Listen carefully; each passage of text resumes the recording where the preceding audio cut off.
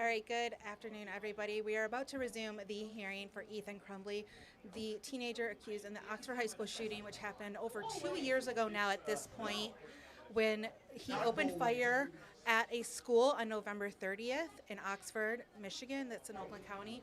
We're still hearing some victim impact statements from the parents, the friends, some other students who were there the day of the shooting.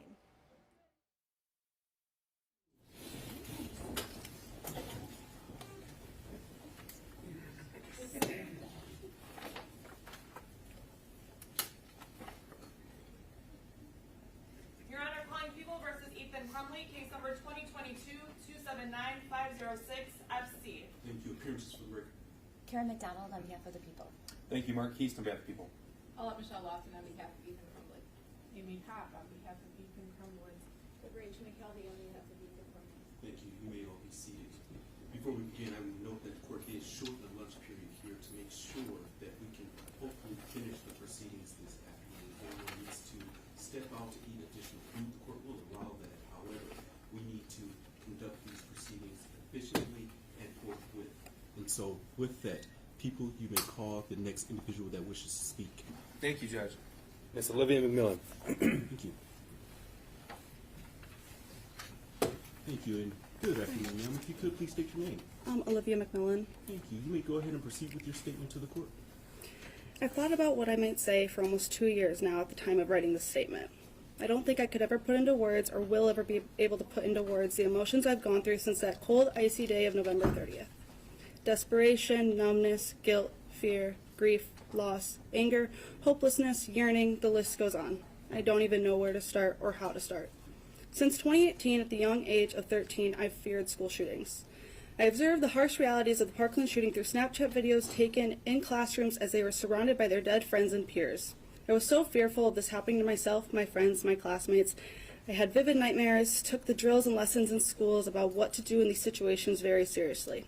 I always knew where the nearest exit was, in a new room, building, choosing my seat carefully, and paying attention to who was around me in public. This was all before.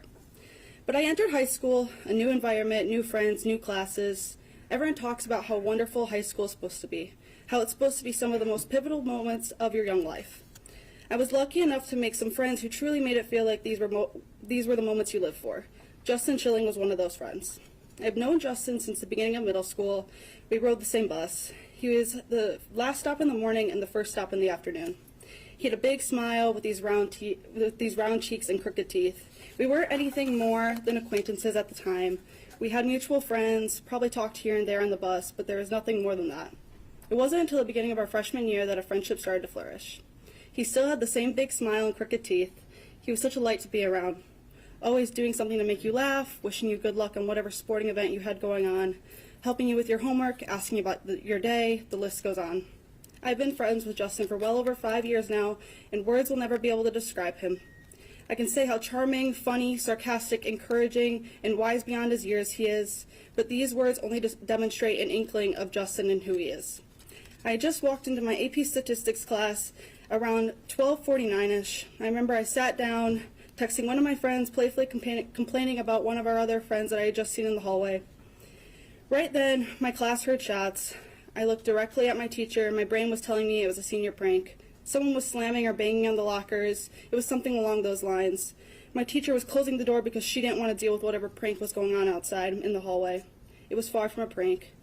I don't know when my brain flipped and knew that I was in danger and began to move desks, tables, chairs, filing cabinets to barricade the door. I don't know when my brain told me to get someone to hand me my big metal water bottle just in case we needed to fight. I don't know when my brain told me to text my parents. And I don't know when my brain told me to text the group chat with 3 of my other best friends in it. But I did. I wanted to make sure they were okay. Justin was in that group chat. I sent a simple text, "Are you okay?" just asking if he and my other 2 friends were safe.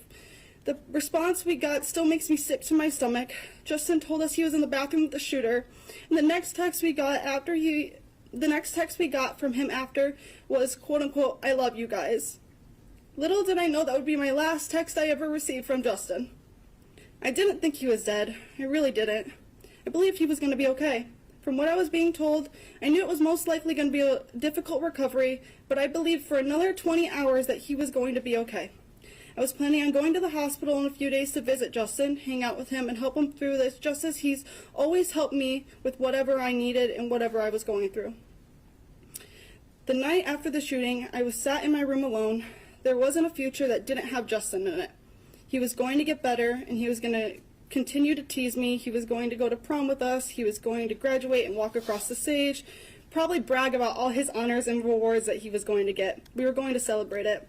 He was going to be there for our last summer before college, swimming, bowling, having bonfires, taking film photos, and then after that experiencing college and making years of memories. From the day I met Justin, I knew I wanted to be his friend, and as I got to know him, he became more than just a friend. He became family. I knew he was going to be in my life for years to come. I just didn't know it was only going to be as a memory. He wasn't able to finish his senior year. He wasn't able to go to prom or graduate. It was ripped from him all in one of the most horrific and gruesome ways possible. I dream of what could have been. I have vivid nightmares of what has happened and what could happen. If myself and my classmates were gunned down in our high school, what makes that any different from going to a grocery store or on the street or a coffee shop or a restaurant? There isn't a difference. I don't trust people anymore. Anyone walking by in a car sitting 2 seats over, I don't trust anyone in any circumstances. Noises, I wonder if it was a car. Why are there so many sirens? Was that a gunshot or just a bang of a dumpster, the crash of metal? Or maybe a pop of an old banged up car driving by? Or at least that's what I hope. I try to lay down at night and escape the real world, but I can't. It's almost worse as I try to fall asleep. Sleep paralysis haunts my nights. All my fears and anxieties I've been pushed down throughout the day come full force in the most nights, paralyzing me in fear, not allowing me to sleep peacefully. Peacefulness never comes. I believe that the defendant should be given the maximum sentence, life without parole. I never want to see the defendant or hear about the defendant ever again. The defendant took the lives of Hana St, Juliana, Tate Myre, Madisyn Baldwin, and my best friend Justin Shilling. And they will never be able to experience the world, so why should the defendant? Now I only have memories of Justin because of the defendant's actions, and I would like to share one.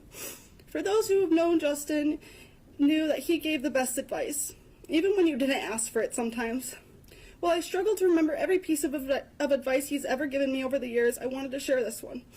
Quote, "There's no reason to be sad because it all doesn't matter. Life will end. And that's why you can't care about everything, you know? Just care about what makes you happy because that's all that matters. Because in the end, we don't have much time.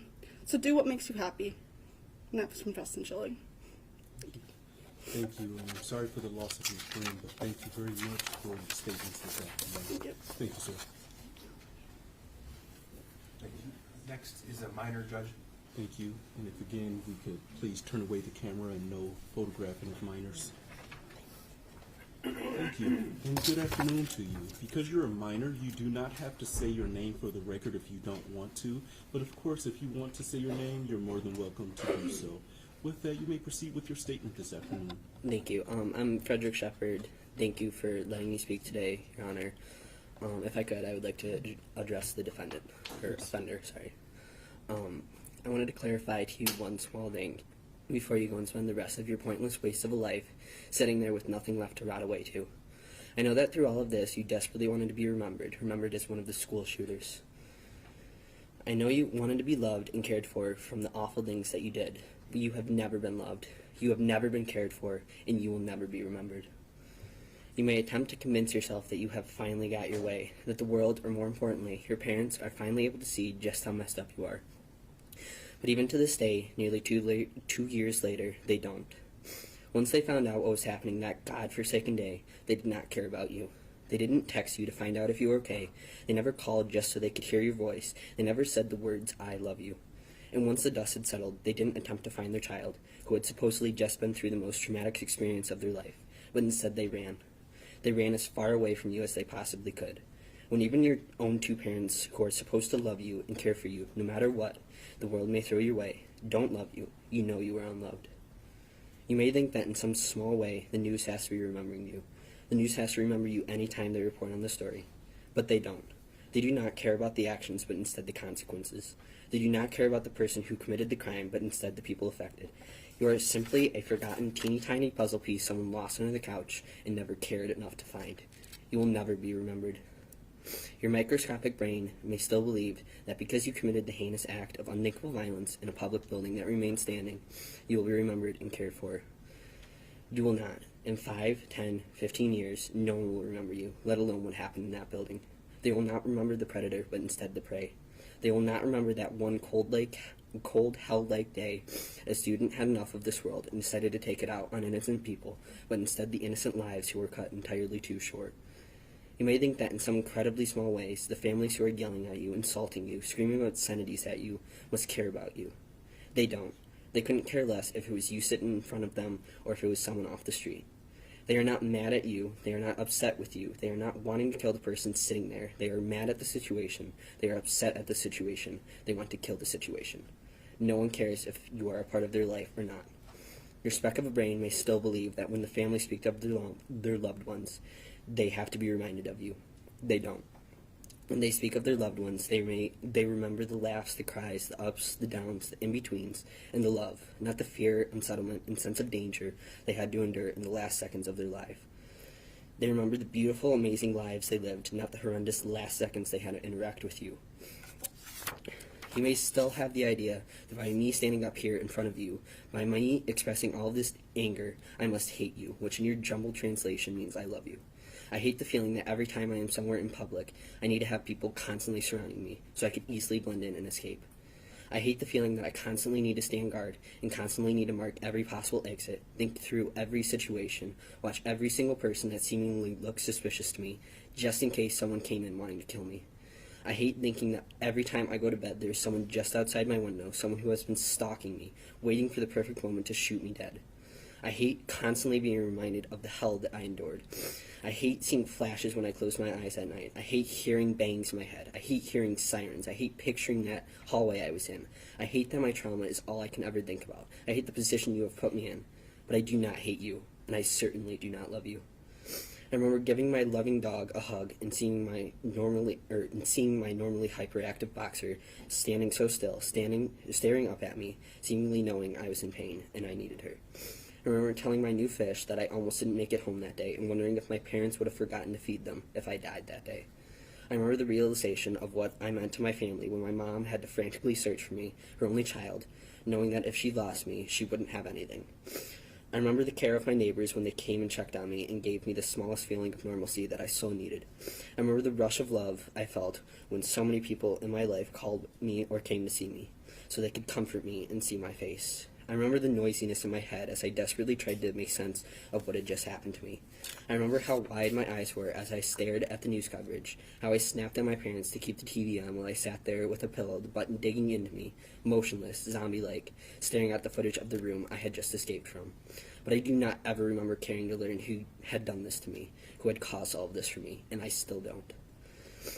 I remember hearing the initial gunshots, realizing something wasn't right. I remember paying attention to every bang I heard because I knew, though didn't understand why, it would be important at the dinner table conversation I would later have that night. I remember standing there, begging my guardian angel to let me in, to save my life, attempting to put a pathetic, desperate, scared baby deer look on my face, while I heard chaos erupting behind me. I remember the terror of the sensation of a bullet buzzing my head and the evasive thoughts that I had just evaded death itself. I remember hearing the first of the police to arrive and trying to convince myself, it's okay, I'm safe now, even though I knew nothing. I remember that god-awful feeling of my Fitbit vibrating viciously on my wrist, alternating between calls from my mom and my dad over and over and over again, while I stared at my backpack, housing my phone safely out of my reach.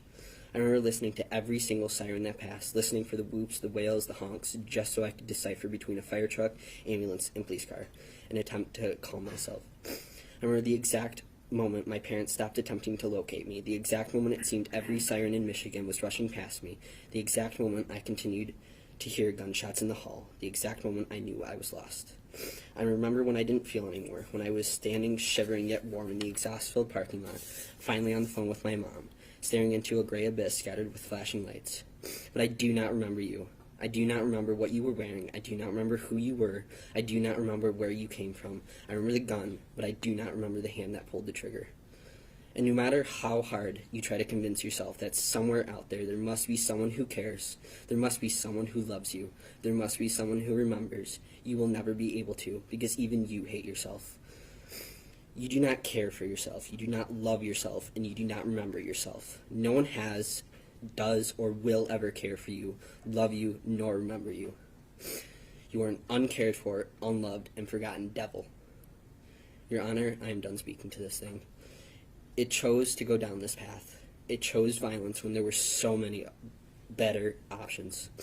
It chose to take 4 innocent young lives. If it is ever let back out into this world, who knows how many will be added to this list. If it can't be trusted once, how can it be trusted twice? If it gets anything less than a life sentence, the world and I will be in a constant state of fear, waiting for it to strike its next prey. Thank you for your statements this afternoon. Thank you.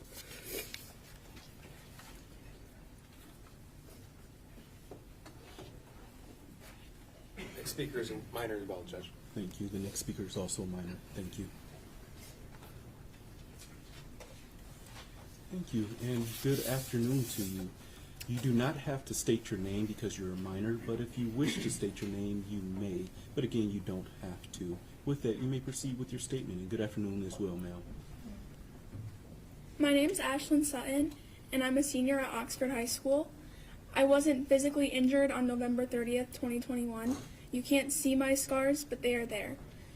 I was in the bathroom that day when the defendant emerged from the adjacent bathroom and started his rampage. Moments later, there were 5 girls in the bathroom. 4 walked out ahead of me and headed to class while I stayed back in the bathroom. After hearing the deafening noises, I came out of the bathroom stall to see those 4 girls and others, or I came out of the bathroom to see those 4 girls and others on the ground, bleeding and seemingly lifeless. That was when I realized what was happening and ran back into the bathroom to hide. Alone and terrified, I wiggled the closed-off handicap stall open and crouched behind the toilet in hopes of if someone came in, they wouldn't be able to see me. I called my mother, who stayed on the phone with me for the majority of the time I remained in the bathroom. On this call, I texted my friends that I loved them. After hearing the cries from my classmates outside the bathroom, I decided I had to go out and help. However, a security guard told me to get back in the bathroom. I couldn't hear what was being said on the intercoms, so as the minutes dragged on, I sat with my legs pushed up against my chest, shaking in fear that an active shooter still roamed the halls.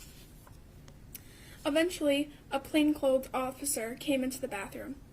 He didn't identify himself. I thought he was the shooter, so I did what I was taught and I stayed hidden. His footsteps came closer and closer to the stall that I was in, and suddenly he kicked open the stall door and pointed a gun to my head. I screamed, fell to the ground, and waited for the gun to go off. Instead, he identified himself as a police officer and led me out of the bathroom. He made sure that I did not look to my left as he quickly led me to the back door. I didn't look. I had already seen enough. The relief of realizing he was law enforcement did little to erase the trauma of that moment as I was let out of the bathroom, forever changed.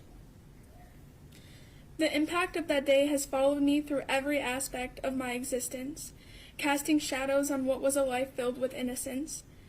I was a sophomore and just 15 years old when this happened. Before that day, school was a place of growth and companionship. It was where I was supposed to feel safe, where I was meant to build a foundation for my future. But the events that unfolded and shattered that sense of security and left an undeniable mark on my soul. The emotional and psychological aftermath is an unrelenting torment. Post-traumatic stress disorder has become an unwelcome companion, invading the sanctuary of my mind with flashbacks and anxiety and a profound sense of vulnerability. The simplest of sounds, a door slamming shut, a distant shout, can trigger an overwhelming surge of panic, transporting me back to the terror of that day. Sleepless nights are plagued by vivid nightmares, and the stress and anxiety is often manifested by physical symptoms. Things that were once so simple became so difficult. I couldn't even walk into a public bathroom for months afterwards. be left home alone for any amount of time, or make it through a school day without experiencing debilitating panic attacks. Relationships with loved ones have been strained as we all navigate the aftermath together. Simple joys are now clouded by the specter of once was, and the path to healing seems never ending. While I am grateful to be alive, the weight of survival is a complex and conflicting emotion. I feel a responsibility to honor the memory of those who were lost, yet the guilt of living when others did not is a heavy burden that I and others like me must bear. Your Honor, I humbly request relief from the duty that may one day require me to confront the defendant at a parole hearing. It is in my solemn plea that the possibility of parole be denied, ensuring he never has the opportunity to harm another person. As you deliberate on the consequences for the defendant, I implore you to recognize the enduring impact on survivors. Justice is not only about punishment, it is about acknowledging the depth of our pain, the strength it takes to endure, and the resilience required to rebuild shattered lives. Thank you for your time, consideration, and understanding of the profound impact this tragedy has had on my life. As a survivor, I want not only to talk solely of the pain, but also to emphasize the strength that can emerge from a tragedy. In the face of unimaginable pain and loss, I have discovered an inner strength that I never knew existed. It is a strength that has propelled me forward, allowing me to rebuild my life and find purpose amidst the chaos.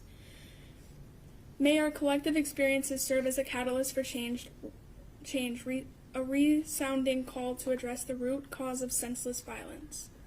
Thank you. Thank you for your statements this afternoon, and your strength definitely shines through your statements this afternoon, so thank you for those statements.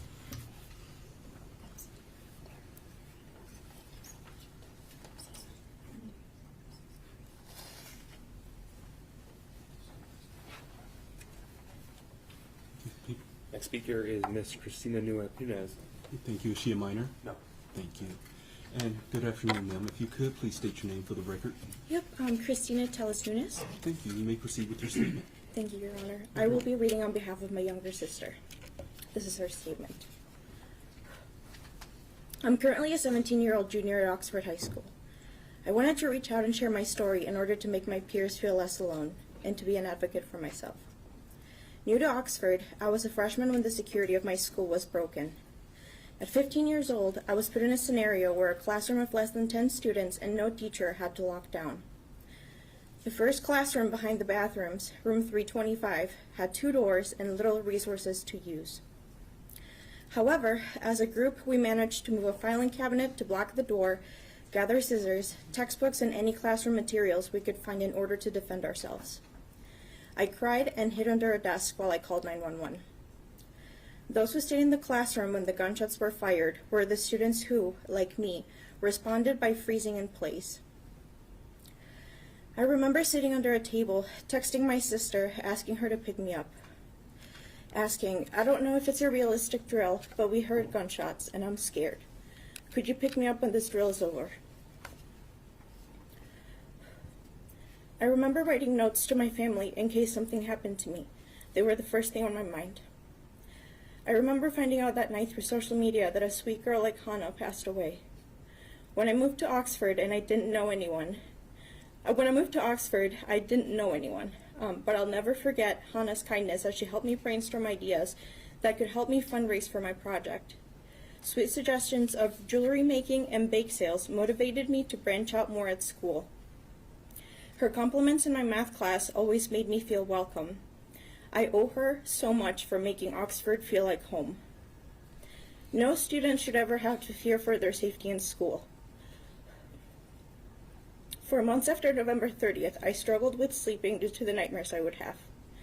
I needed outside help for me to sleep. Now, at 17 years old, I still fear for my own safety at school and in public. I always look for the nearest exits in crowded places, and when I get stressed out, I have recurring nightmares of the shooting happening again. In order to move forward, I need to know that he will never have the chance to see my school again. This was an act of terrorism. endangering a crowded public space, instilling fear in a community, and leaving behind many victims who will have to deal with this event for the rest of their lives. The Oxford community is brave and loving. Please consider aiding us in granting the security, closure, and support that we need. Thank you. Thank you. Thank you for your statements this afternoon. They're truly appreciated.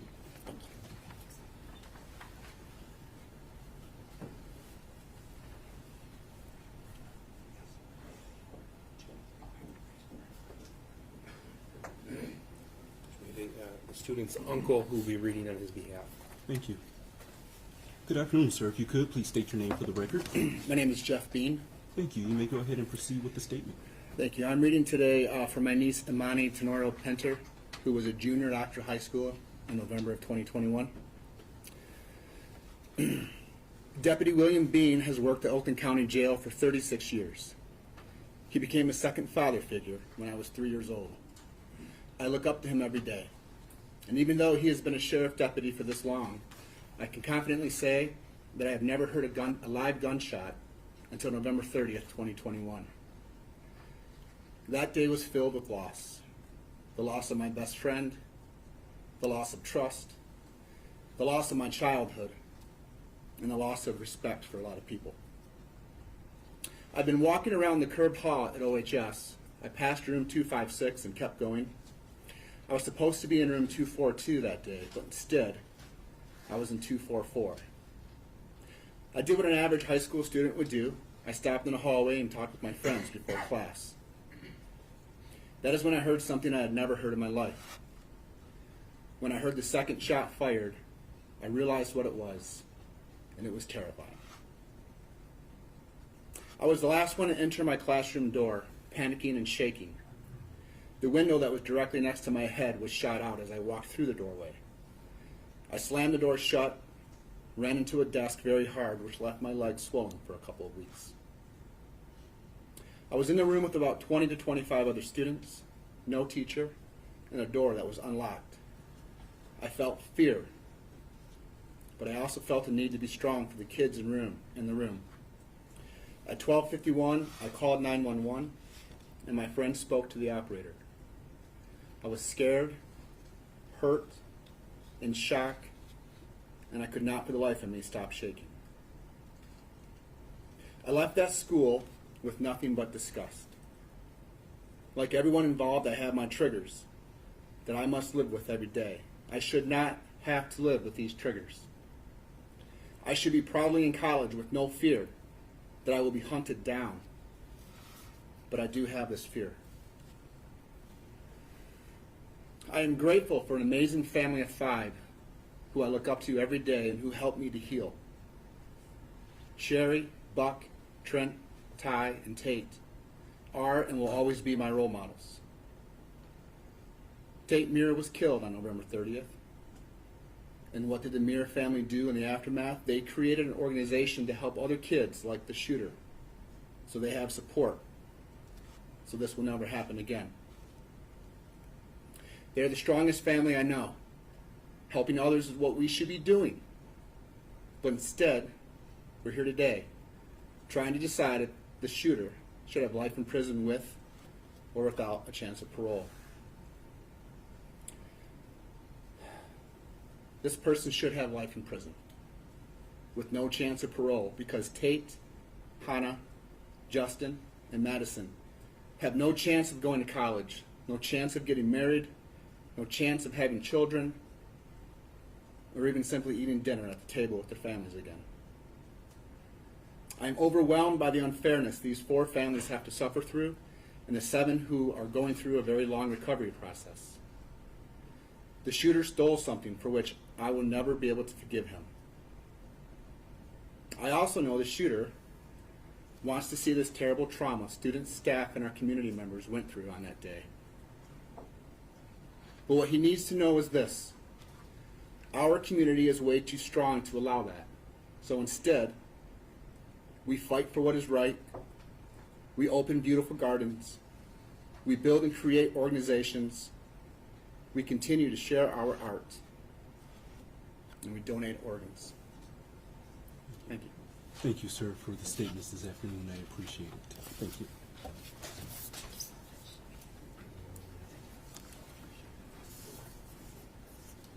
Next speaker is a minor, Judge. Thank you. The next speaker is also minor. Thank you.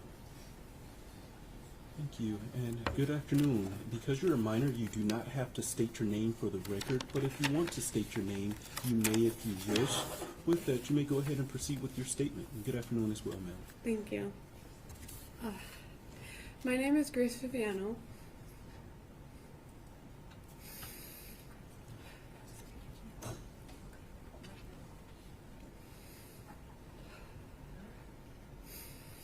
And on this day, November 30th, I was 15. I could not even drive yet. What I was forced to go through and process a tragedy that no one should ever have to go through.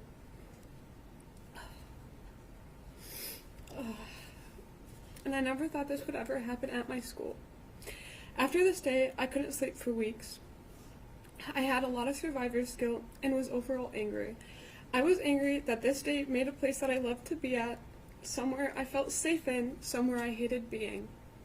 I never wanted to step into Oxford High School ever again, but I wasn't going to let him take that away from me. Now whenever I go to other schools or anywhere else, the first thing that I look for is an exit, just in case this were to happen to me again. Just in case I'd have to run for my life again. And for the waste of a human that's sitting in this room with us, love will always win. You will be forgotten in a few years, and the 4 that you selfishly took away from us will live on. In your honor, I hope, because of the terror and disregard for human life, I hope you give him life without parole. Thank you. Thank you for your statements this afternoon. It showed a lot of strength to be here, so thank you for that. Thank you. Thank you.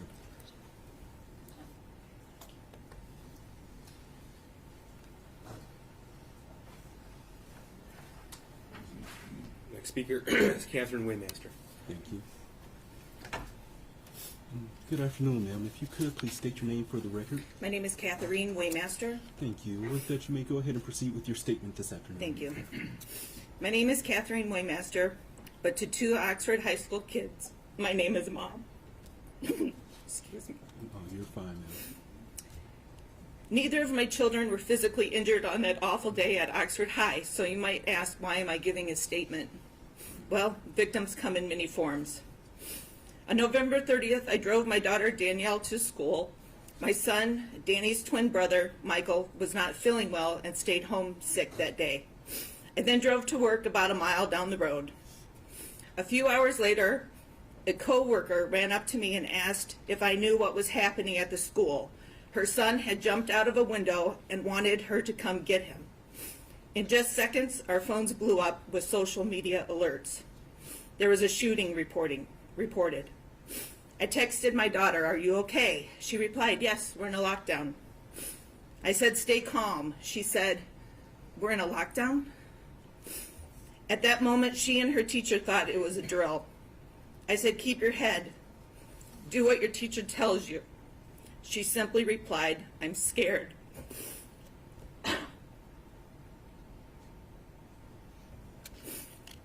I ran out of work and headed to the school.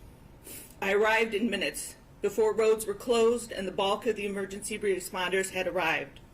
The radio announced that a shooter was in custody. But of course, no one knew at that point if there was only one. I watched as hundreds of emergency responders arrived. I watched ambulances unload empty stretchers and leave with full ones.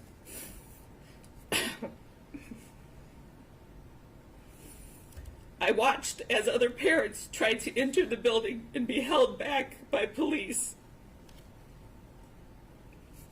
I watched a SWAT team suit up in full gear to enter a building where my daughter was still in. My daughter was in a classroom less than 50 feet away from where the shooting began. She was huddled in a corner with her classmates, holding items to use as weapons in case the shooter came in. My daughter chose to arm herself with the star from the top of the classroom Christmas tree to use as a stabbing device. Let that sink in.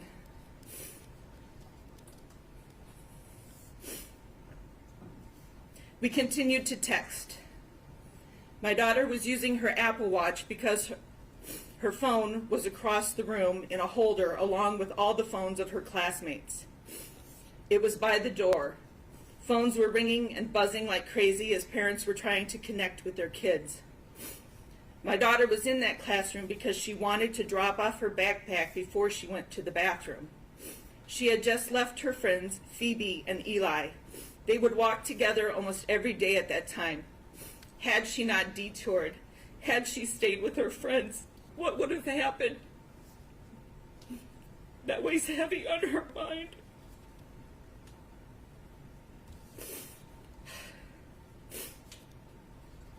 After some time passed, my daughter's classroom was evacuated. I then drove to meet her at the Myers Garden Center. As I rounded the corner of Oxford Road and Bray Road, I saw hundreds of kids heading to the safe place. Some running, many crying, holding on to each other. It's almost indescribable. I then turned into the store's parking lot. Hundreds and hundreds of parents were there. It was chaotic. By the front door of the store was a classroom of special needs kids. When I saw one boy there, the most innocent of innocents, looking around in utter confusion, I knew at that very moment that true evil had come into our lives. What conversation went on in that home that night, I can't even imagine.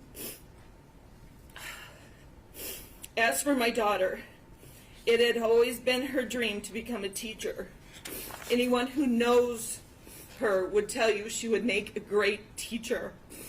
On November 30th, that dream stopped. The fear of having a student like the defendant scares her. She thought she knew him. They were in many classes together over the years. She saw no evil brewing in him. She's afraid she will not see evil brewing in students she might have as a teacher in the future. To cope, my daughter packs her days from sunup to sundown with activities. Quiet moments, but time to think, are hard. In the first few months, we would be up talking till 2 in the morning, trying desperately to wrap our heads around why this happened. Being in crowds is difficult for her. The thought of living on a college campus frightens her. Loud, unexpected noises are hard to manage. Sitting in traffic is upsetting because there's no clear exit out of it. She struggles with maintaining concentration to complete tasks, and the list of impacts goes on. Excuse me. Although my son was not in school that day, he too has been deeply affected. He thought of the defendant as a friend. They played video games together in school when they had free time in class. The defendant would help him with homework in class. My son trusted him. My son trusted you.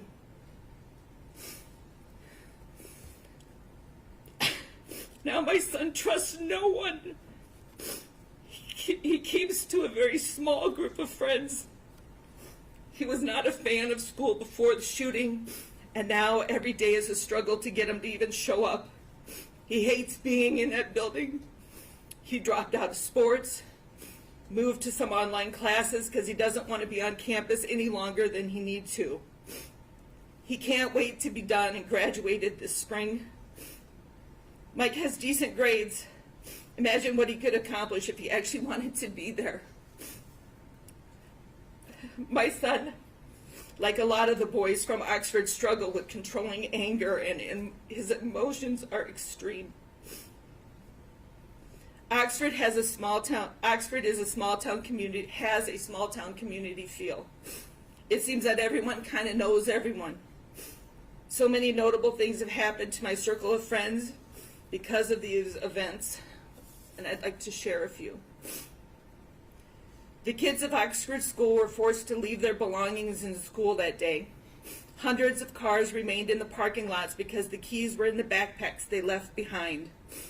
One friend's son held vigil over his dead friend's car so no one would mess with it while it was parked there. At a town vigil, a sound system crackled, sent the crowd running in all directions. A co-worker of mine was trampled and broke her collarbone. I found my kids huddled in fear in the basement of an old building. My friend's daughter refused to go anywhere without a support dog by her side. Another friend of mine had 4 kids in the school at the time. She described her home as a minefield because she never knew what kid would break down at any given moment. Another friend's daughter desperately wanted to return to school. She would drive there, but she sat in her car in the parking lot for hours, too afraid to go in the door.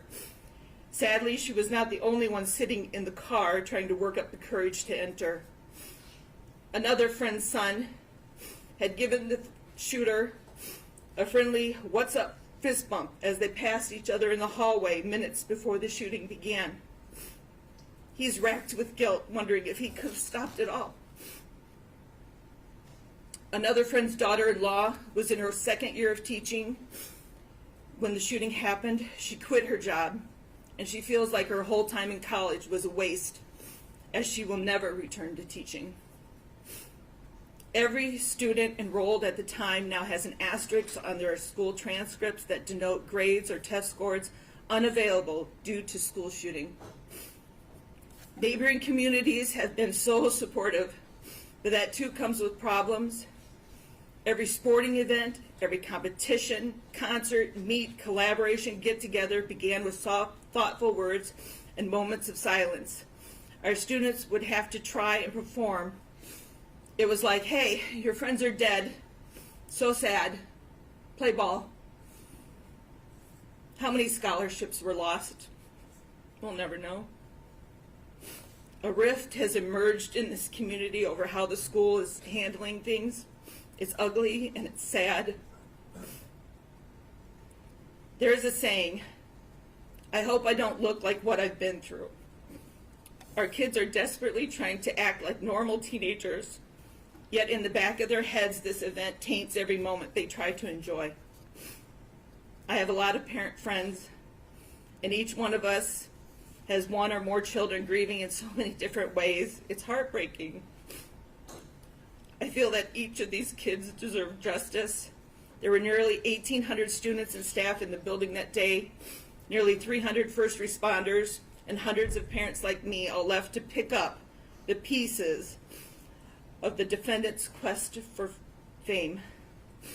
On the count of terrorism, I ask this court to sentence Ethan to the maximum allowed, and I want to thank you for this consideration. After I wrote this statement, my daughter was asked to write an essay at school, and I would like to include the words that she wrote. She had to write a statement of something that changed her mind or changed her perspective, and this is what she wrote. "Since I was a little girl, I've always looked up and wanted to be a teacher. I remember playing in my bedroom with a school desk, making my friends be students, pretending to teach them. I can remember asking my sister to buy me a microphone so I could talk into it just the way that teachers did at school. I've always looked up to my teachers and have always wanted to become one. The way they connected with my peers and myself inspired me to pursue teaching as a degree. Unfortunately, a day came when my whole dream changed. On November 30th, a lone gunman and fellow classmate walked into Oxford High School and in just a few violent moments nearly ended my dream. For a long time I felt isolated and not sure if teaching was the right career for me. I felt I was alone and I would never be able to protect students if I was in the teacher's shoes. I started to explore other degrees, but nothing sparked me the way that teaching always has. I soon realized that I could not let the actions of one troubled individual stifle my passion for teaching. I know I will always have uneasy feelings walking in public spaces, such as schools, malls, movie theaters. This event has left a permanent scar on my mind. But since this time, I have found the love for teaching again. I have shadowed many teachers. I feel that if anything is to occur, I would be able to protect those students rather than anyone else. I have now been accepted to OU for elementary education, and I would not change a word. Thank you. Thank you. First off, good luck to your daughter at Oakland University. Thank you for your statements this afternoon, as well as the statements of your daughter. I listened very closely, so I truly appreciate that, ma'am. Thank you.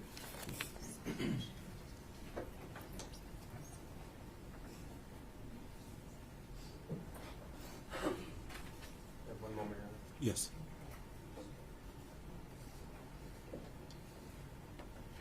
Judge, our advocates are going to confirm that nobody else is here to read. A minor student did ask that I read his statement for him. Thank you. You may proceed. His initials are EK. November 30th is a day I will always remember. November 30th completely changed my life. Never in a million years did I think I would be standing here today talking about the impact the school shooting at my school had on me. I shouldn't even need to be here. But on November 30th, that all changed, and that distant thought became my reality, as well as everyone else in the Oxford community. Everyone knows what happened that day, so I won't share anymore, but I will tell you exactly how this boy changed my life. Ever since that day, I have constantly tried to find ways to heal and live with this new reality of life. What is this new reality? This new reality of life all stems back from the events that took place that day. I feel as if I can't live a life without worrying or being afraid of reliving what happened on November 30th. The thoughts of reliving that day haunt me. I think about it all the time, and that is something that shouldn't happen. I'll go to class and I'll constantly look for an exit. I'll be at a party and I watch everyone and not be able to have fun because the constant thought of something going wrong will always be in the back of my mind. Those events took my innocence in a way that I will never be able to get back. I used to be able to have fun and enjoy every moment of everything, but now I struggle to have fun because one individual took that away from me. At times, I hate that I am the way I am. I want to be able to have fun and live a normal college experience. But instead of having fun, I feel like I need to be proactive in case something happens, and I need to protective in case something happens. I need to get my people that I love out. Another big thing that hurts is when I go home from school, I expect to hang out with all of my closest friends from high school. Many of them I can and still do hang out with. However, one of them got taken away from us. And instead of hanging out with him, I hang out with his family and remember him and all of the good times. Or I go sit at his grave. When I'm around anything or anyone that reminds me of Justin, I get overwhelmed, as if he's there with us, but not physically. Even though it feels good to know he's there, it's still the hardest part. On that day, not only did I lose one of my best friends, but I also lost a teammate and one of my mentors. I played football with Tate and was on the verge of quitting, but if it wasn't for him and another teammate, I would have lost so many amazing memories and things I will forever hold. In the locker room, I see how Tate led everybody, and even throughout the school, I strive personally to lead like him. At the time, I was 18. An 18-year-old should never have to experience the events that my community and I experienced. Nobody should, ever. Now, almost 2 years later, I still struggle with the effects and feelings that I developed after that day. As for sentencing, I feel like all of the community wants only one thing, which would be for this boy to be sentenced to life without parole. To end off my impact statement, I just want to say that this is very hard for me. Not because of the person sitting across the room with handcuffs, but because it's hard to relive everything that happened over and over again. I also never wish this pain on anybody else, and I could never imagine how the families feel, and I think about them daily. I love everyone in the community and will never forget. Thank you, Judge. Thank you, Mr. Case. Judge, we have no further victim impact statements. Thank you. With that, counsel, please approach.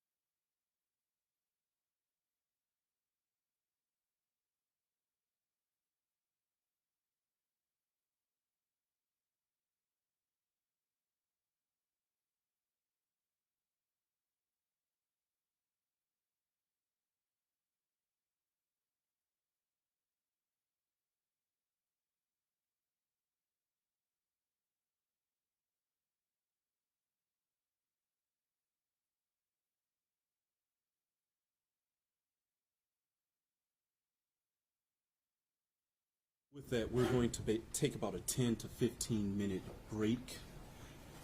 To those in the gallery, please be seated until the defendant has left the courtroom. As I indicated, when we come back, I will hear from the people, I will hear from the defense. At that time, then the court will give its ruling. With that, deputies, you may take the defendant.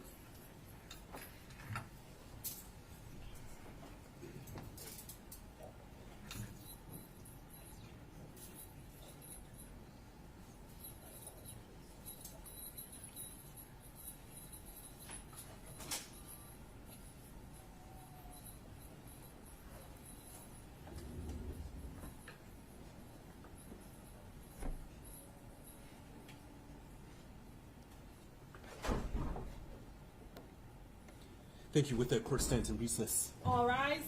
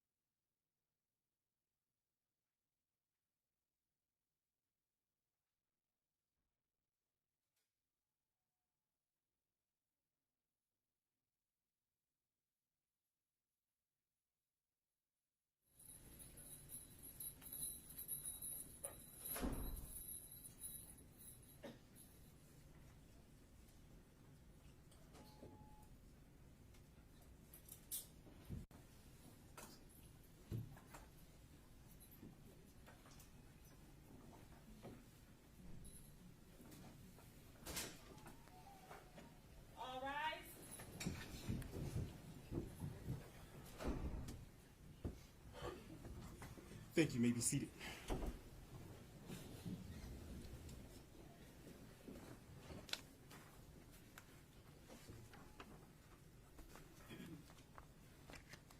Your Honor, calling People versus Ethan Crumbley, case number 2022-279-506 FC. Thank you. Appearances for the record. Karen McDonald on behalf of the people. Thank you. Mark Keast on behalf of the people. Paula Michelle Lofton on behalf of Ethan Crumbley. Amy Happ on behalf of Ethan Crumbley. Deborah H. McKelvey on behalf of Ethan Crumbley. Thank you. With that, you may all be seated. With that, people, you may proceed with your elocution.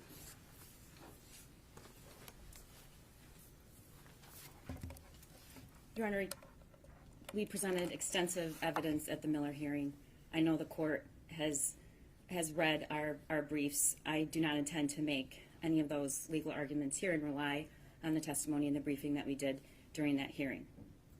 I do need to address, however, newly additional arguments that the defendant made in his sentencing memorandum, referencing the guidepost report and essentially placing the culpability on the school officials. I want to say that there's not any dispute based on that report and all of the other facts that we know that there were numerous failures on that day by various individuals. But none of those failures diminished defendant's responsibility and the culpability for the decisions that he made up to and during the school shooting.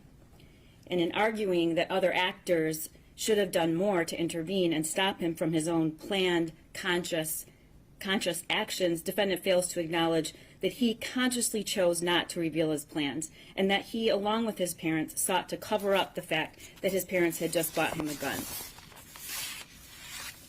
And finally, all of those were decisions, there were numerous decision points where he had an opportunity to choose another path, had an opportunity to say, I want help, I'm planning on shooting the school up in that office. Despite the failures that occurred that day, I do not believe that it is, I find it hard to stomach that those arguments could be used during these proceedings to somehow take the culpability away from the defendant.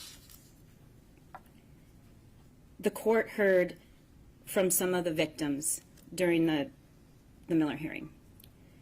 However, as the defense argued and objected numerous times, it was not a victim impact statement. That hearing was indeed not about victims, not about hearing from victims. It was about the defendant and his actions. Your Honor, today was about victims. Today we learned their names, their faces, and we heard their voices. It's been 2 years. 2 years. The statements made here today are just a small portion of the victims, and their statements are only brief, but they reflect hundreds and hundreds of others. I'm not sure if the court is aware, but there were a lot more victims who initially intended to give their oral statements, and as today approached, and even today, decided that wasn't something that they could do, which is further evidence of the trauma. It's impossible to give anyone a realistic description of what the last 2 years have been like for these students, brothers, sisters, teachers, dads, moms. It takes courage to stand before the court in this room and relive the most painful thing that has ever happened to someone. It will take courage and grit every single day for the rest of their lives. We will all go home when this is over. But for these victims, there is no going home because their loved one is not there. And their kids are forever changed, injured, traumatized, and working to get through each day, as you heard every single one of them tell you.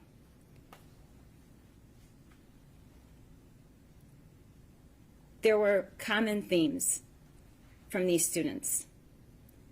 They don't trust anyone anymore. They don't trust any place anymore. They don't think they're safe. Some can't sleep. Some have to sleep in their parents' room. There's a deep, deep loss of safety, loss of loved ones. But most importantly, what I heard was they lost themselves. And they're working very hard to find who they were, with the acknowledgement that they will never be the same. And these are people who don't have a scratch on them from that day. Unfortunately, the data and the research support what you heard today. Escaping without a physical harm, we know, for hundreds and thousands of children and educators who survive these tragedies carried out, leave scars for years to come. And the research is abundant that there is long-term detrimental impact of such childhood trauma on a person's mental and physical health and their ability to function throughout the rest of their life. The terrorism conviction and charge gives these students and parents a voice, and I thank you for hearing it.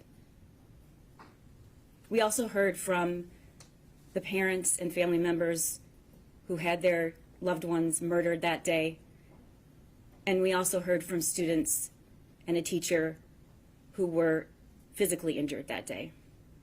And they were brave, and they told you a lot. But here's what they didn't tell you.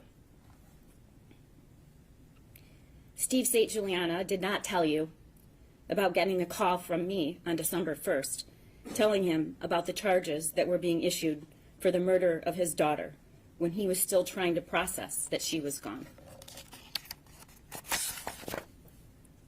Rob Baldwin, Madisyn's father, did not come here to tell you that he also got that same call and told myself and Mark that he had just been picking out a casket for his daughter, and that no matter what he cared about most and hoped most was that Madisyn was not in fear when she was killed. Craig Shilling did not tell you that when we first met with him, he sat in silence and could barely utter 10 words, and this was weeks after the shooting. Jill Suave, Justin's mother, did not tell you what it felt like to just a few months ago be given the sweatshirt Justin was wearing that day, and being grateful she had it, even if it had his blood still on it. Molly Darnell did not say that when we first met her, she said how hard it was to even come to our office because it was on the same grounds as the jail where the shooter was. Buck and Sherry Myre didn't tell you what it was like to finally hear during the Miller hearing what their son's last few minutes in this world were like when they heard Christy Gibson Marshall say she stayed with him, she talked to him, she told him he was loved.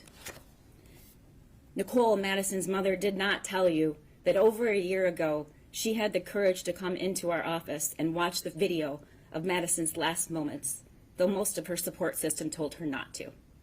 She did not say that watching her dear Madisyn crouch down against the wall with her hands over her head in terror as the shooter walked to her and shot her at close range, that it was like losing Madisyn all over again.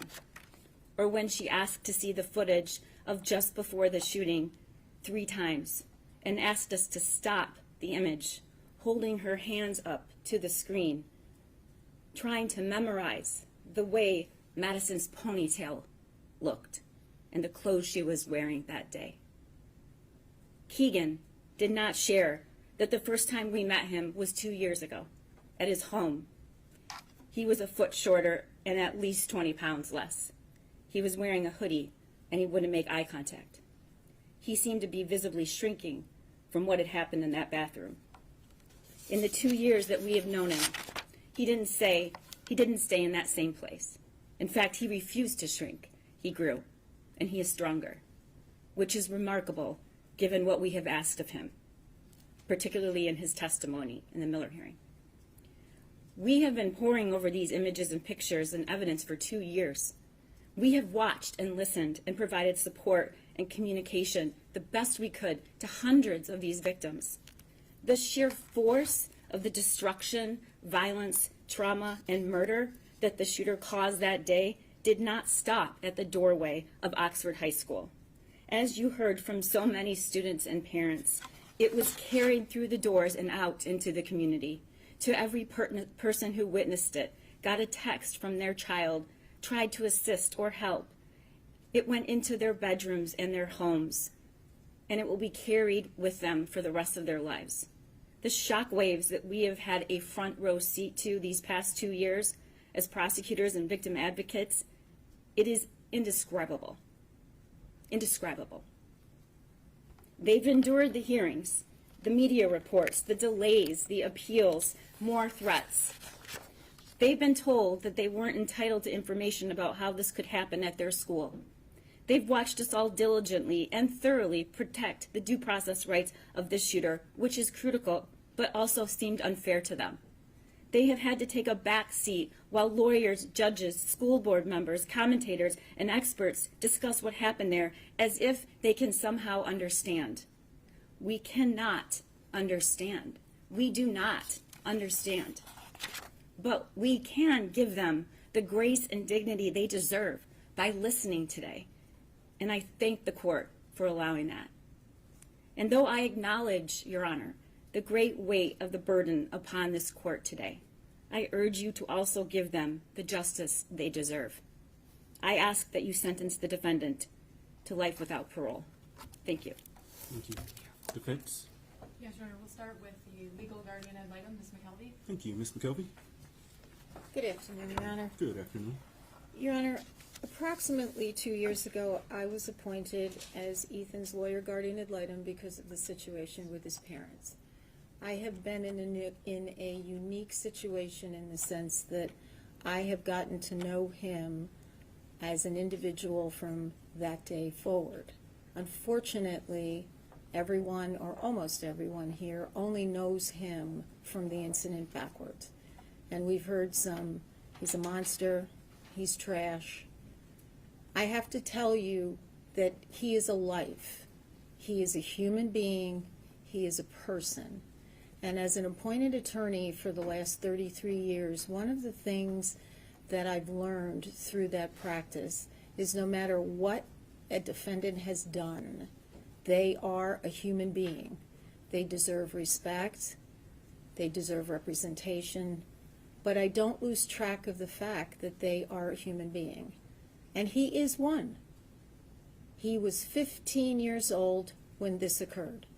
I don't believe anyone on the defense side, including Ethan, has diminished the act that he did. No one.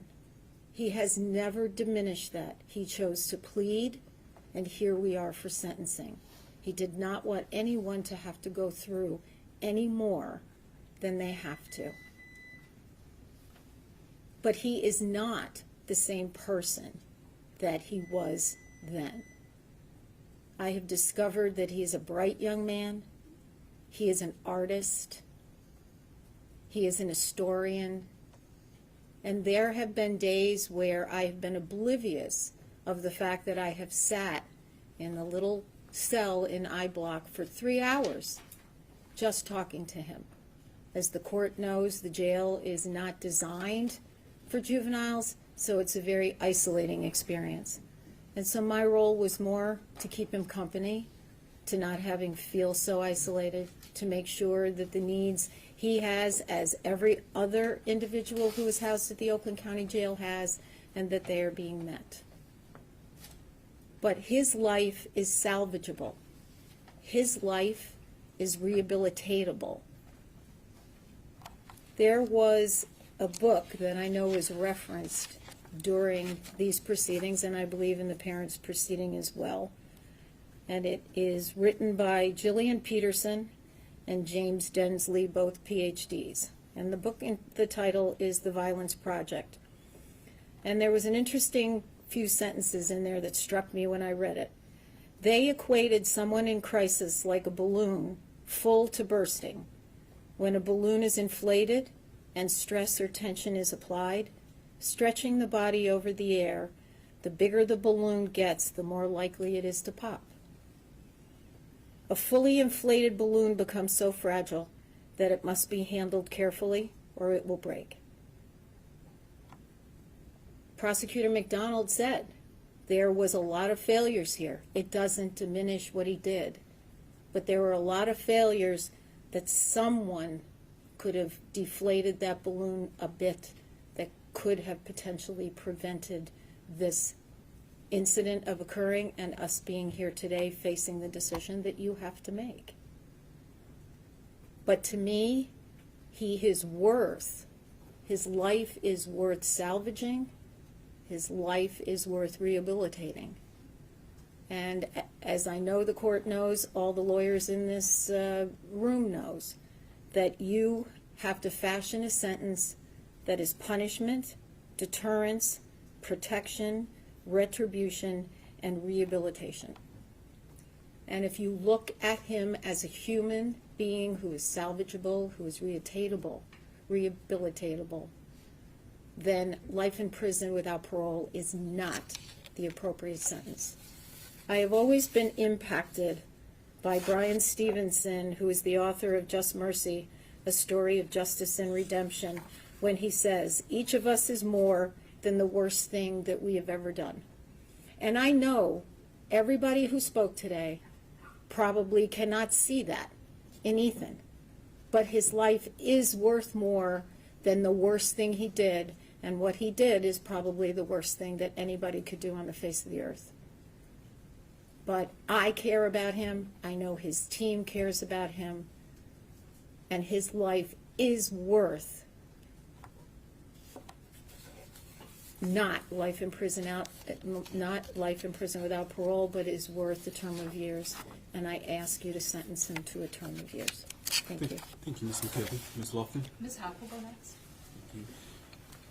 Very briefly, Ms. Hopp, because I know that you all, I don't want your arguments to overlap, and so I'll listen to arguments, but go ahead, Ms. Hopp. Good afternoon, Your Honor. Good afternoon. My purpose in speaking today is to address two specific issues. First is the issue of making bombs for Hitler. I first became aware of this book because of media reports. As recently as Your Honor's opinion has mentioned this book because it was Ethan's favorite book. This book is published by Scholastic Publications, which, as Your Honor probably knows, and many people in this room do know, Scholastic is an organization, a company that specifically provides books to schools. They provide them to students in schools through those little newsprint flyers that come home once a month, once every other month, for parents to buy books for their children. They run book fairs in schools. They provide opportunities for teachers to buy their books to have in the classrooms. This book is about 200 pages. I've read it twice now. The age group that this book is geared toward is 9 to 12 years old. This is not, despite the title, and that's kind of why I'm addressing this book, it's not a pro-Hitler, pro-Nazi book. It's not a how-to on how to make bombs or anything of that sort. What this is a book based on the real-life stories of, in this particular case, a Ukrainian person who during World War II was kidnapped at the age of 9 and enslaved by the Nazis. These stories came to light after the fall of the Soviet Union in 1991. Ethan loves history. This book is about the 9-year-old main character who once was kidnapped, was thought of as a useless person because of her age by the Nazis who took her. She went on to arrive at the first work camp where she was enslaved, to be treated as, referred to, and called as subhuman solely because of her ethnicity, being Eastern European. It follows her as she worked in the very brutal slave labor camps, as first in the laundry, then because of her, and I use quotes for these, deft tiny hands, attention to detail, and patience, was moved to the metalworks building of that work camp. At the metalworks building of that camp, they prepared the bombs that the Nazis used. Her specific job was to load those metal bombs with gunpowder. She and the 5 other girls, because they were all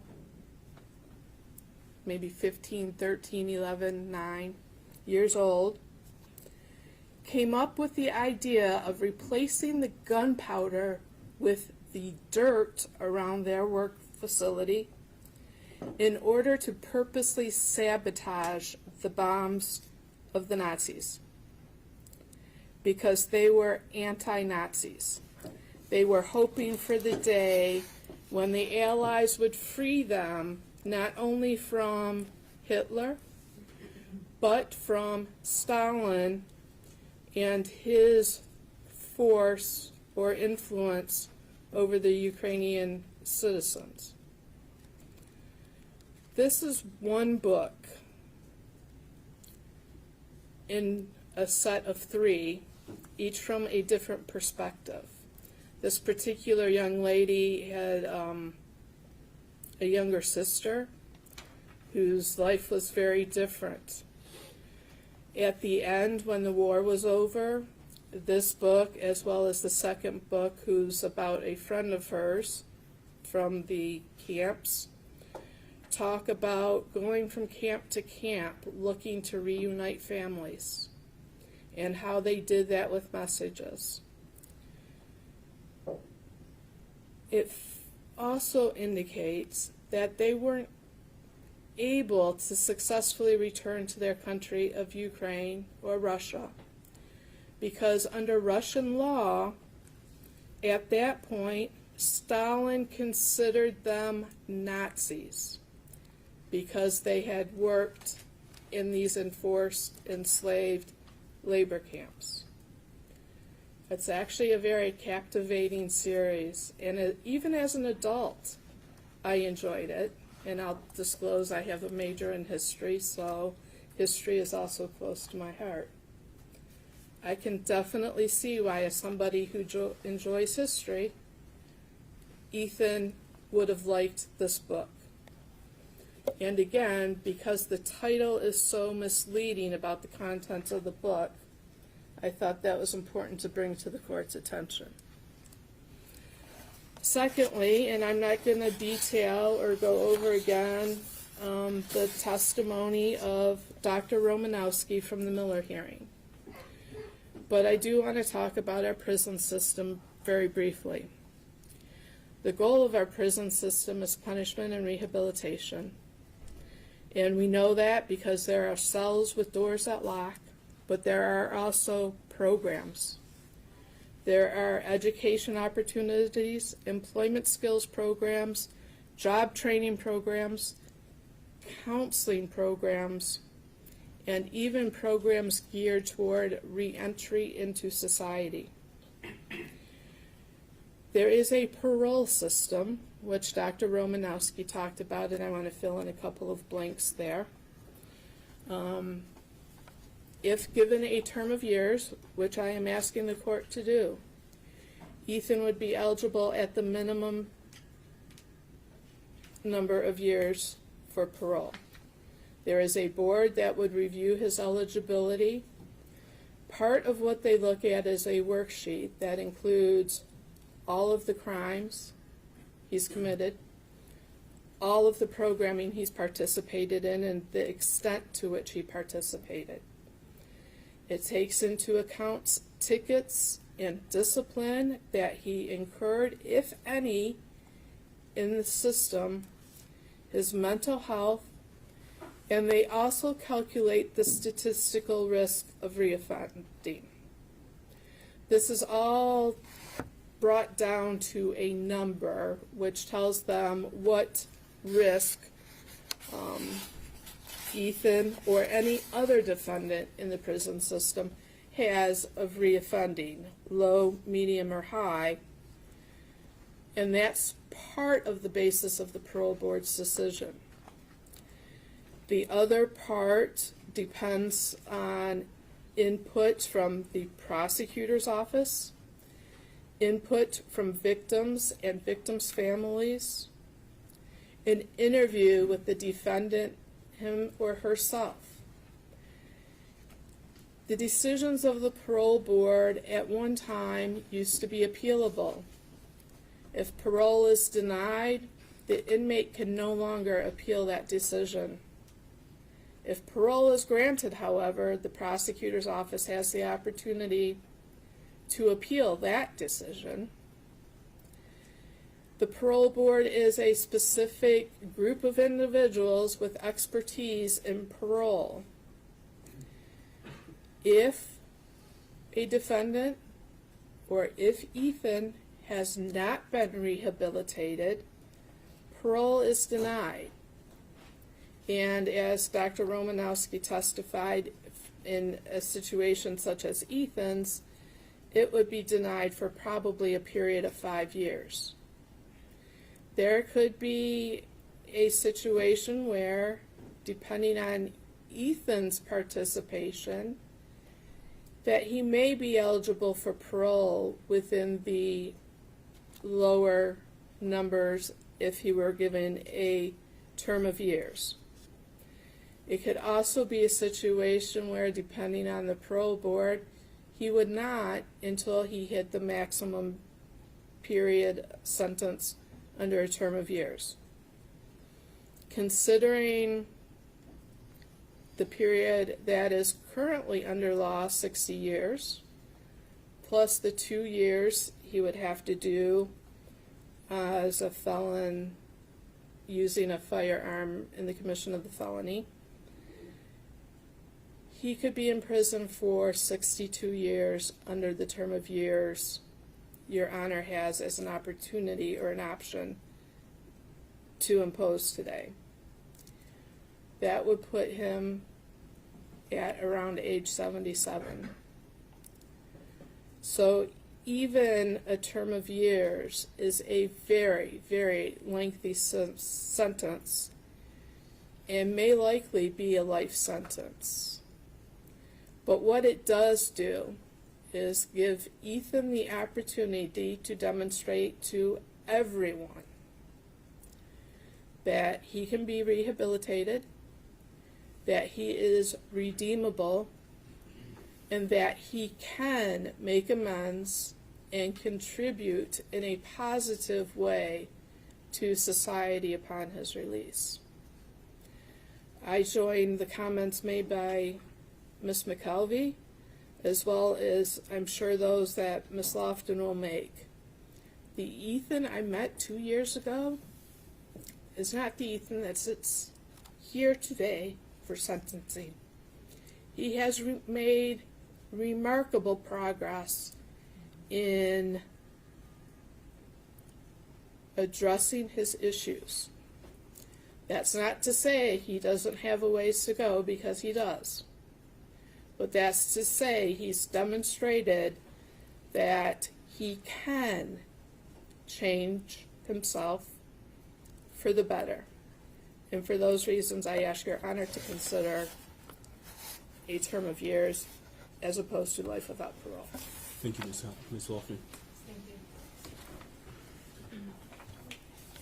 Your Honor, nothing that I discuss is meant to be an attempt to take away from the pain and loss that we just heard about. The pain is palpable, it is real, and I don't mean to invalidate that with my comments. But as Ethan's defense attorney, my job is to tell this court what I know about Ethan and what I believe the sentence should be. We submitted a lengthy sentencing memorandum, and I know the court takes time to review all that, so I'm not going to repeat everything. But due to the gravity of this decision that the court will make, I want to highlight a few things. I would first like the court to know that Ethan is supported today by his aunt, who came in from out of state. Also, a number of juvenile lifers were here this morning, but had to return back to work.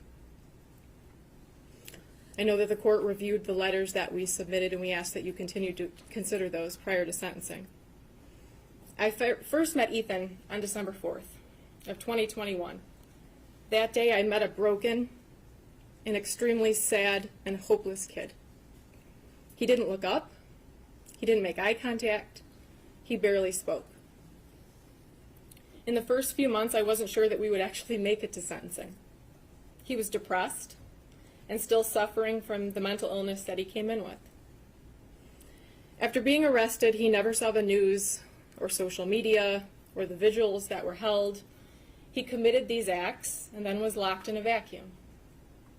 When we had the initial placement hearing, it was the first time that he experienced the anger of his community and the pain that he caused. He did not take that lightly. Over the last 2 years, I have watched him go through all of the stages of grief. Ethan has never bragged about what he did. Ethan dreaded in court hearings because, unlike what has been said about him and what he wrote in that journal, he doesn't like attention. After being on medication and seeing a psychiatrist for 2 years, after having upwards of 175 visits with me, visits from Ms. Hopp and Ms. McKelvey, after talking to his aunt weekly, reading the Bible, reading novels, and spending so much time in solitary confinement, he is a different person. He has already made so many changes, and he is remorseful. He has been able to keep out the dark voices and thoughts. He sees the wrongs in his thinking and his actions. He has hope for the first time. He tries to be better every single day, and I am confident that he will continue to do that in the Michigan Department of Corrections, whatever your Honor's sentence may be. At the Miller hearing, the prosecutor introduced internet searches that Ethan made concerning punishment in Michigan. They also showed parts of his journal where he talks about a life in prison. Just because Ethan looked up what a life sentence is or what the punishment is for killing people does not mean that is the appropriate sentence under the law and under the facts that we are operating with. Would a healthy 15-year-old be okay with going to jail and prison for the rest of their life? Absolutely not. The fact that he even researched what his sentence could be and then still went forward with his actions only further shows how depressed and mentally ill he truly was. I want to talk a little bit about the journal. When you read Ethan's journal and you compare it to the notes from Dr. Anaker that we attached in our sentencing memorandum or the report of Dr. King, it sounds like a completely different person. And after meeting with Ethan for over 2 years, I now understand that the journal was the worst of the worst. It was an exaggeration of his thoughts. It was a place where he could say anything and there was no judgment. It was a sounding board without reverberation. He could make himself sound scary. He could make himself out to be a person that would be remembered. How do we know this to be true? We can look at the internet searches leading up to November 30th. We can also look at the step-by-step description of what was going on in his head that he gave Dr. Anaker. A few examples of the searches within a week or two of November 30th. Should you do something that scares you? What happens if you have depression and anxiety? What causes mental illness? Can you get in trouble for not doing homework? Am I a sociopath? Can hormones make you have bad thoughts? How to tell your doctor that you have depression? Can a therapist tell your parents? How to tell your parents you have depression? He was still trying to figure out what was going on with him. He acknowledged that something wasn't right, but he did not have the support or the connections with adults that could help him. So while just reading the journal and listening to his video the night before could leave you with the impression that this was a master plan that had been crafted for weeks without hesitation, I don't think the other evidence supports that. He struggled with his actions until the moment he came out of that bathroom. I want to touch briefly on the guidepost report, and I have never said that that report diminishes Ethan's culpability. Ethan pled guilty, not even no contest, and wanted to move directly to sentencing. Dr. Colin King, in his detailed report and while testifying, discussed implicit bias as a reason that the school acted in such a manner when dealing with Ethan. He came to this conclusion because nothing made sense about Ethan being sent back to class. We obviously, at that time, at the time of the Miller hearing, we were not privy to the inner workings of the district. But the guidepost evaluation and report goes so much deeper than the rationale of implicit bias. The report says the school failed Ethan. The report found that the school should have conducted both a threat assessment and a suicide intervention assessment in light of Ethan's conduct, and he should not have been sent back to class. The report says they had a student with recent mental health concerns raised by a teacher who previously had mostly flown under the radar at a big school with poor grades, fair attendance, and no serious discipline history. A student who now on back-to-back occasions violates school policy, first by viewing bullets, and then by watching a video of a guy gunning people down. That raises a serious red flag. It's not a close call. Ethan's concerning behaviors and statements at the very least might suggest physical violence or a threatening situation. So why is this relevant in this case and at this stage? Again, this report is not offered as an excuse or justification. This report is not offered to minimize the gravity, but we argue that this report, combined with the other things that we have mentioned, should persuade this court to a sentence of a term of years. If the professionals didn't recognize that he was on the precipice of a crisis, how do we then expect a mentally ill 15-year-old kid to be able to recognize that he was spiraling and come right out and ask for help? How can we expect a 15-year-old boy to tell a counselor that he had no relationship with his deepest, darkest secrets, the thoughts that took over his mind? Finally, I want to discuss rehabilitation. Montgomery versus Louisiana. While a sentencing court might encounter the rare juvenile offender who exhibits such irretrievable depravity that rehabilitation is impossible, and life without the possibility of parole is justified, this penalty will be uncommon because of children's diminished culpability and heightened capacity for change.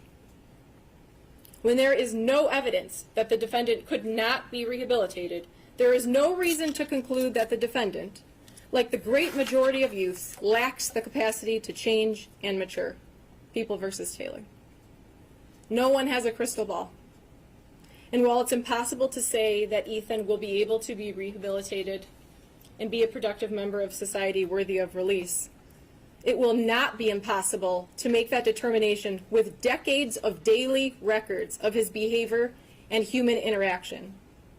The parole board can evaluate everything that you do not have at this point to determine if he is rehabilitated. If you give Ethan a term of years, he will have to prove himself every single day. In my sentencing memorandum, I attached triumph reports from Sato that highlighted a number of juvenile lifers that were released under Miller.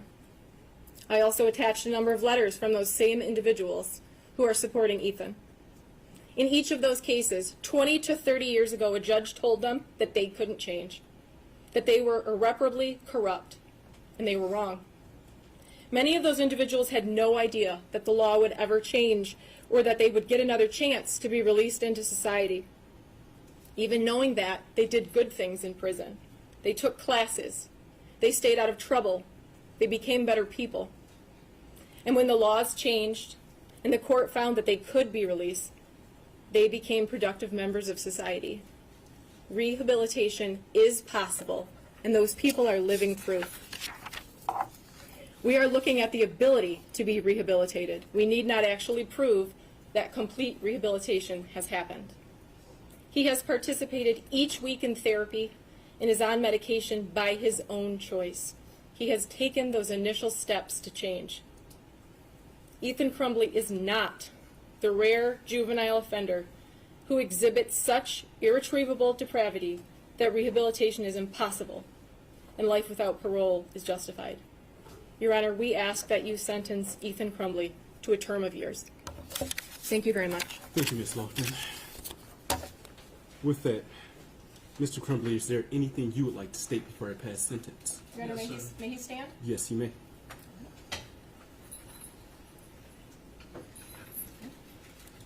Thank you. You may proceed. I'd like to thank you for letting me speak, Your Honor. We are all here because of me today, of what I did. My actions were because of what I chose to do. I could not stop myself, but I am the one who led to why we are here today. I do not diminish any ability to anyone who could have stopped me, of anyone of a school or parents. They did not know, and I did not tell them what I planned to do, so they are not at fault of what I've done. I am a really bad person. I have done terrible things that no one should ever do. I have lied, been not trustworthy.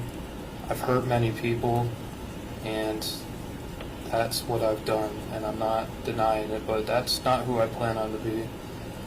Whatever sentence it is, I do plan to be better than I am. I don't know if you'll believe that, but records of 15, 20, 25 years can show that it will change. Because it may not show it now with only 2 years of records, but I am trying.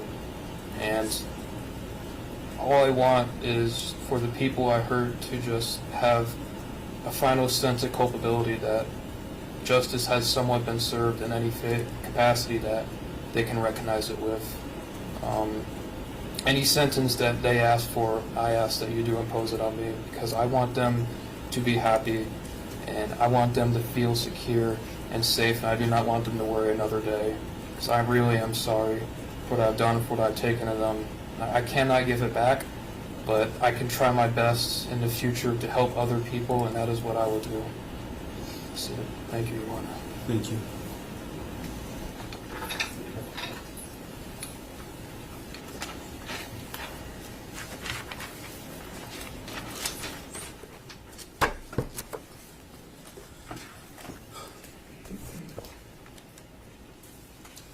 With that, this court has listened to extensive evidence in this case. I heard 4 days of testimony from the Miller hearing. I've presided over numerous placement hearings. I conducted the initial placement hearing in this case, and so the court is fully aware of the defendant's upbringing. I'm fully aware of the circumstances that brought him before the court. First, to the victims of the deceased, the court sends out its sincerest condolences to their family. To the injured victims and to those victims as it relates to count 1, terrorism causing death, thank you for your courage and strength in speaking today, as well as sending written correspondence. As counsel has pointed out, the court has read everything that you've submitted. I've read the defendant's sentencing memorandum. I've read the people's response thereto. I've read all of the exhibits that were attached, and I've read every single victim impact statement over the course of 3 days. Probably took me closer to 36 hours to read all of this, and so I've read everything and have gone back through the complete file. The letters truly gave the court a sliver of insight into the unique and amazing personalities of Justin, Hana, Tate, and Madisyn.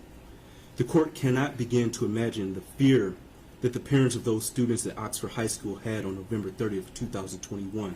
I cannot even begin to fathom. To have to wait in Myre to see if your loved one would return is heart-wrenching, and that's true terror. And not to have your loved one show up at Myre, the court could not imagine the pain. I know that whatever sentence the court imposes will not bring your loved one back or cure the mental anguish or lifelong physical scars that some of you have. But I hope that this sentence does allow you to close one chapter in your life. I also want to thank law enforcement that responded that day, because I know this has not been easy on them as well. As previously stated, the court has read defendant's sentencing memorandum and the people's response. Again, defense argues that the defendant should receive a term of years because of the defendant's alleged mental illness. Defendants cite People v. Bennett 335 Mich. at 409, a 2021 case. The court notes that it is not saying because the defendant may be mentally ill that that automatically means he's irreparably corrupt. What the court notes is that he has an obsession with violence, that this act involved extensive planning, extensive research, and he executed on every last one of the things that he planned. As the court stated in its written opinion and order regarding the Miller hearing, defendant's alleged mental illness did not interfere with his ability to extensively plan for months his actions, nor did it interfere with his ability to execute those plans. This started with him asking for a better gun to conduct the school shooting. He had initially a .22 caliber weapon that he wrote would not do enough damage. And so weeks and weeks prior to this offense, he started to formulate this plan and knew and asked for the weapon that he could cause the most harm with. As counsel is aware, the goals of sentencing do not only involve rehabilitation, but also involve deterrence and punishment. Deterrence is two parts. It's private deterrence for the defendant in hopes that they would never commit an act like this again. But then there's also public deterrence, where the public sees the punishment that the individual has received in hopes that the public will never do anything like this in the future. The court has read the report from Guidepost Solutions. It was very lengthy. Respectfully, the court does not find this report to be mitigating in this case. The report simply points the finger at Oxford Public Schools. While the court agrees that more possibly could have been done, that issue is not properly before this court. We are here for sentencing based upon the defendant's actions, not the alleged shortcomings of others. As the defendant pointed out himself, he took responsibility. And he himself is not asking this court for a term of years. The court cannot underscore defendant's extensive planning and execution in this case enough. He practiced shooting at a gun range. He practiced racking and unracking the gun. And on November 30th, 2021, he could have chosen not to conduct the school shooting. When his parents were called to the school on that morning for his drawings, he could have said something then. He had a gun in his backpack at that time. When the school counselor advised the parents to please get him help within the next 48 hours, he could have stopped then and simply accepted the help that was going to be offered for him. Because according to the reports, his mother said that she'd get him the help. He could have changed his mind. Unfortunately, after shooting the first person, Phoebe Arthur, he could have changed his mind at that point. But he didn't. He continued to walk through the school, picking and choosing who was going to die. As the defendant said in his own words, this is nobody's fault but his own. He stated this afternoon that with help, that probably would not have stopped him. That is absolutely concerning to this court. The court apologizes to the victim for the bluntness, but defendant shot and killed Justin Shilling at point-blank range after having him get down on his knees in front of another student. He shot Hana, who was already shot once before. He walked up to her to finish the job by shooting her again. That is an execution. That is torture. He shot most people multiple times. And as he wrote, he did this for notoriety. And he wanted to go down in history as the biggest school shooter in Michigan history. The court cannot ignore the deep trauma defendant caused to the state of Michigan, but in particular the Oxford community. The court simply cannot ignore that. The court notes that teachers and students returned to Oxford High School after this tragic event. The court cannot even fathom or imagine walking through the halls of that school knowing that your fellow student, your friend, your classmate was killed in a restroom or in the hallway. Most, if not all, of the letters that I read advised the court that there are a significant number of people in Oxford that now have PTSD, that now have survivor's guilt, and deep depression that arose from this incident. Defendant's actions clearly created a new normal for all of the individuals involved, and all of those indirectly impacted as well. Unfortunately, this is what the defendant wanted, as he wrote in his journal. He wanted to see the impact of his crime, which is why he did not take his own life. Again, this goes back to the defendant's extensive planning. He chose not to die on that day because he wanted the notoriety. The terror that he caused in the state of Michigan and in Oxford is a true act of terrorism. Respectfully, defendant is the rare juvenile before this court. The court, having read the PSI and being fully familiar, but before I get that, I will also note that counsel brought up an issue of making bombs for Hitler. The court, that does not change the court's opinion about the defendant's obsession with violence. I thank Ms. Hopp for bringing that to my attention, but it still does not change the court's opinion about him being obsessed with violence, because his obsession was also outlined in the websites that he visited. His obsession was also outlined in his extensive drawings of violence. And his obsession continued, as I noted in the court's opinion and order, even while he was in the Oakland County Jail.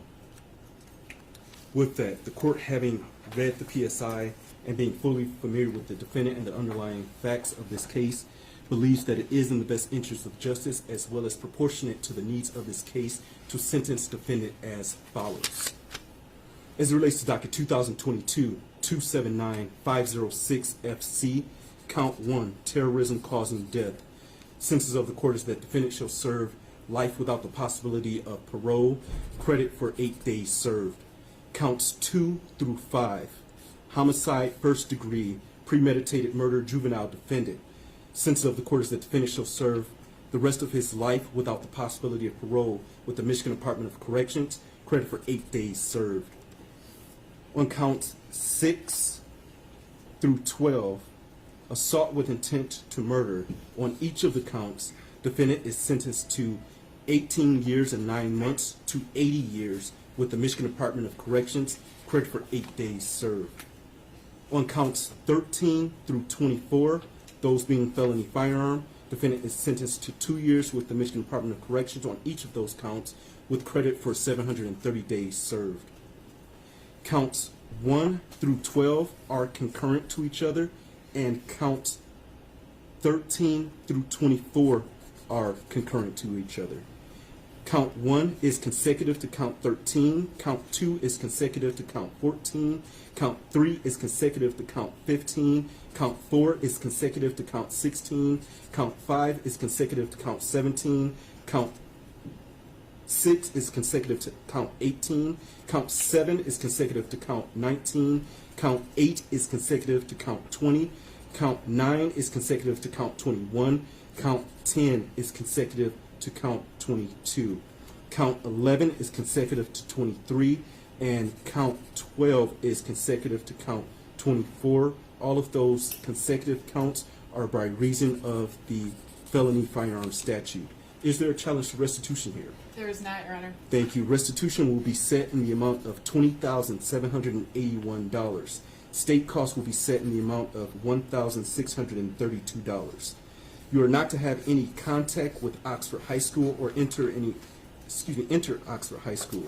You are not to have any contact whatsoever with the families of Madisyn Baldwin, Tate Myre, Hana St, Juliana, and Justin Shilling.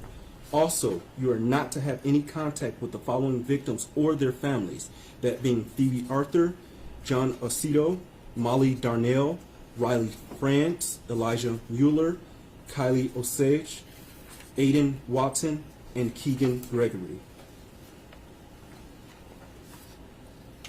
And I will note that restitution is payable to the Crime Victims' Right Compensation Program.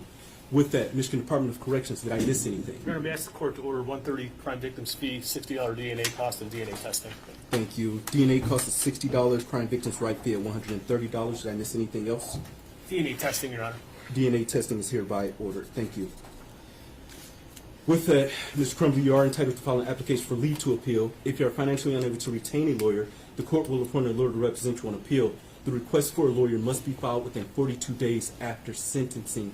Your attorney is going to be handing you an appellate rights form, sir. Do you acknowledge receipt of the appellate rights form? Your Honor, I have tendered that to my client. He has signed it, and I will tender it to the court. Thank you very much. With that, counsel, anything else for the record? Not from people, thank you.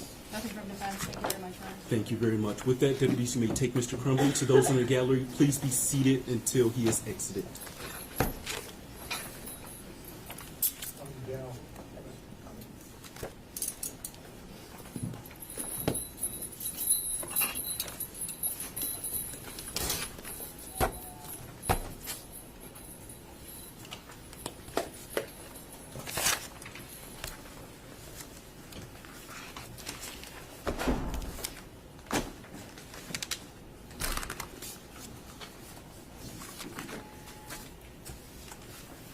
With that, thank you all. The court will stand in recess. All rise.